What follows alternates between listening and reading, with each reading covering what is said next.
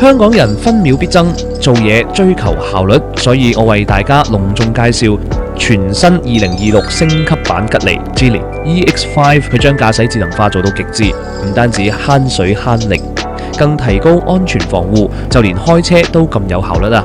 首先介紹 Flyme Auto 系統，15.4寸高清大屏幕，撳掣就可以開啟車內外嘅軟硬件，超方便。正所謂君子動口不動手，只需一句口令就可以完成過百種操作。全新升級版已經更新咗廣東話語音系統啦。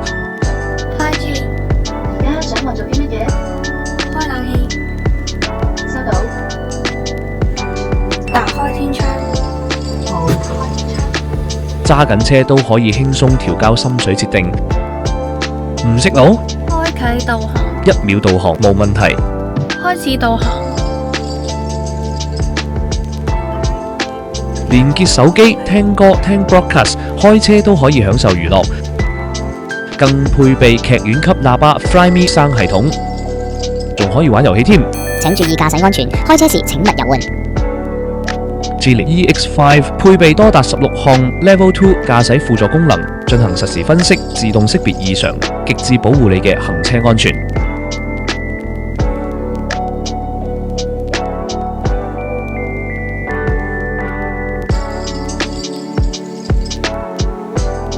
無時無刻為你提供精準嘅360度保護，加上13.8寸超大高清抬頭功能，全程唔使耷低頭，行車信息一目了然。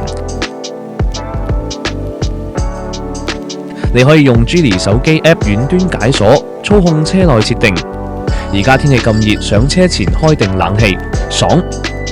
你仲可以 check 到附近嘅充電器位置，預先設定充電時間。Geely EX5 隨時候命。想知道更多全新2026升級版吉利 Geely EX5 嘅智能駕駛功能，又或者想試用下，即刻 click 下面條 link 聯絡專業銷售員啦！